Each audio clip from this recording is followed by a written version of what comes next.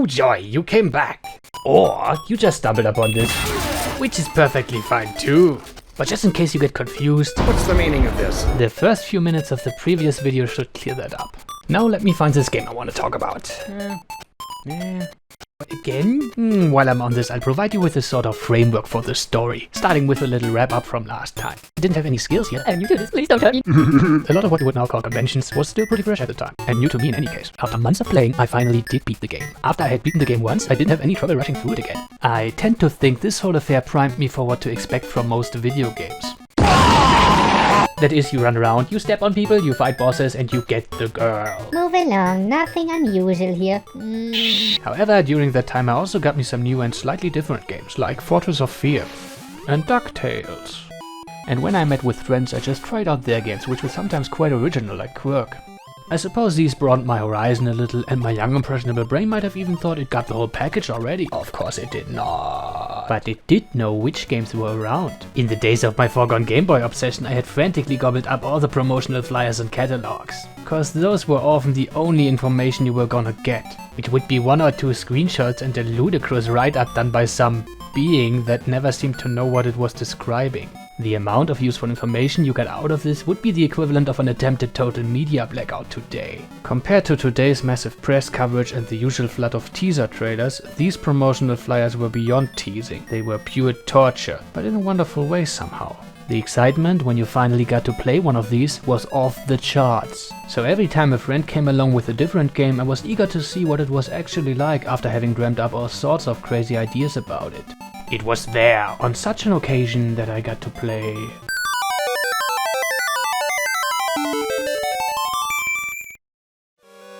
I had already seen different, but this I might have perceived as different on a whole new scale. Gargoyle's quest did have running, jumping and shooting in it, but that was about the only thing I recognized. Everything else seemed strange, like the ability to fly when holding the A button while having to keep an eye on your expiring wing bar. And even more bizarre was the scenario, the detailed graphics of all these demonic enemies, grimaces and skulls, the unsettling music and deadly spikes everywhere. But it was also disturbing for another reason. It made you notice that German game releases didn't get translated. And little me didn't know anything about English. That's right, as you might have figured by my Schnitzel Sauerkraut Bratwurst accent, this is not my first language. Which was a bit of a thing, cause the moment you turned on the game it already greeted you with a lot of story. And continued doing so after you pressed start. You would find yourself in a room where some wounded ghouls would haste towards you and report of an overwhelming attack that was on the way before dying at your feet. Hello, where are you going? But since I didn't understand anything they said, I assumed their sudden disappearance without a trace to be some kind of illusion or prophecy that just repeated itself. As if those were not different people but just one guy entering the room 3 times for some reason. So after this one guy stopped reappearing, the first thing I found out might have been that my B button did nothing at all. What now? I can't even... While pressing A opened a menu that also seemed to do nothing at all. So I would just leave the room, and that's where it gets interesting. Cause it turned out the main problem wouldn't be misunderstanding lore or conversation. The real deal for a long time would be the first stage of the game. The pain is killing me all. And this time I've already had plenty of information what the game was supposed to be like. For there had been an ongoing walkthrough in our Club Nintendo magazines during 1991, including maps and strategies. But the thing was, I was too late to the party. These were all dealing with the middle part and the near end game. And since I couldn't even make it past stage 1, I had never even seen the world map, or towns, or all those other elements they were mentioning. At some point I even thought... Are you sure we're talking the same game here? Because I literally assumed it impossible to pass the first stage. Yes, silly me, I know. And I also knew you could input passwords. I wasn't that moronic. Please stop doing that all. Or maybe I was, but either way I didn't know any passwords, no one I knew any passwords, and had I consulted the Club Nintendo phone line, they certainly wouldn't have provided any. Cause when I once asked them for a Mega Man password, they just told me, Diese Passwörter müssen Sie selber spielen. So I grew pretty frustrated and didn't touch the game for a while. Actually for quite some time, must have been months. It was long enough I stopped caring and moved on. Or so I thought. In Club Nintendo issue 592, a password popped up, which would set you in the first town after the first stage and with 1 additional hit point. Lol, actually 8 times F or K do something similar, lol. But the thing was, I didn't have the game at reach anymore. Well? Well, I never bought it cause there wasn't a whole lot of content for me in there. No more. Instead, there had always been one or two guys among my supply of what you would now consider casual players who didn't mind letting me borrow their copies, presumably because they too didn't get much content out of the game. Oh, I swear I'm gonna find you and rip you in half. But it had been a long time, they all had sold or exchanged their copies, and even the stores had removed the game from the shelves. Now I desperately wanted it back and couldn't even find it anywhere. But just when I thought I was out of luck, a friend of mine found out that a girl in my class still did have a copy.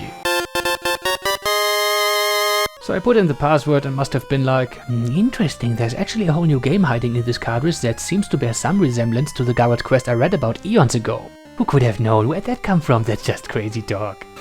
There was a village and people to talk to and this wide open world map and a bridge over a river of flames and surprisingly random enemy encounters I had never heard of, which would get kinda tedious after a while.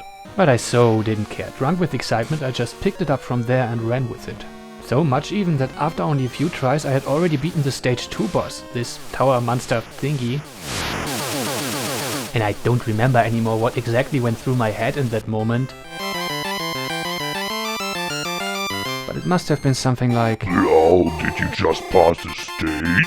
For the first time ever? Is it actually possible in this game to pass stages? Blah. similar to the whole Mario Land affair, this might have been when something just clicked.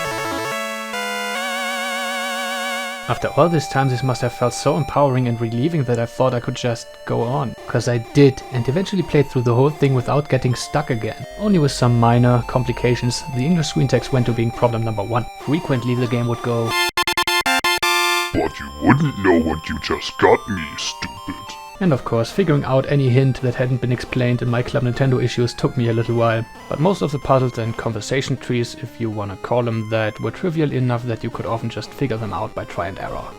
And even though I had little to no idea what was going on, it was just unimaginably thrilling to finally play the game that had been sealed away in that cartridge for so long.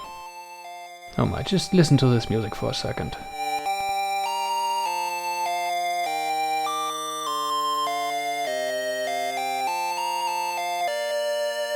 Beautiful little game. And of course I wouldn't dare call it an easy one, but I still suspect my difficulties had less to do with the game itself and more with my head. You may remember, Fear of failure can be like a shield around you, which can be protective, of course. but it can Also, cut off your senses big time. I feel like this fits even more with this game than with Mario Land. Both gave me trouble for months, but in this case I didn't even make it past the first few minutes of gameplay, stretched out to hours repeating the same segments over and over again, which should have accounted for some practice. So being stuck there was probably just due to having no concept of the future but to fail, and this state of anxiety kept crippling my play. And I'm not even considering the audio and video departments here, which might have pushed this further. Although it's pretty interesting to note that the game sometimes wasn't shooting for plain scary or even serious, but funny. It was after all a spin-off from the Ghosts and Goblins franchise, which had introduced your character as an enemy, a bad guy, an evildoer. Or to be fair, at least his kind. now give me your address and we'll see about that. It was kinda hard to spot though, only the title screen made it clear. The box art dropped it completely. Oh yeah, and since we're on this magnificent piece anyway, well, let's just say, despite of what the original Game Boy's LCD suggested, this is not what your character should have looked like on a cover. So much for people not knowing what they're doing.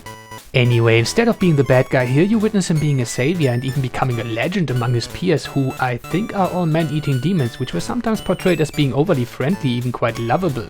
And after you save the day, they're all happy, and the king says pretty casually that the earth, that's us, is yours to conquer, and wishes you good luck. Now, can you guess who I'm gonna visit first? And even if some of those subtle touches got introduced by drunken translators, I can't help the feeling that the game always wanted to radiate irony in some places. But back then, I just perceived it as this dead serious game, for which I had once needed a little kickstart.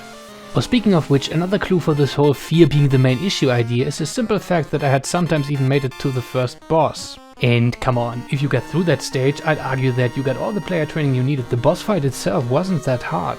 So physically I would have totally been able to do this, but once I entered that room, my brain just died on me. This huge ugly grin fishy thingy would appear and come after me with a fence! Oh yes, feel my pain. Oh, shut up, I'm not overdoing it, that's exactly how it was. Thankfully today it's not a big deal anymore.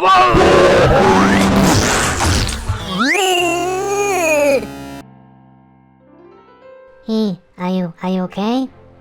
You can come out now. It's gone. Right, come out from under the table, and yeah, you might want to do the credits now, right? Thanks. You're welcome.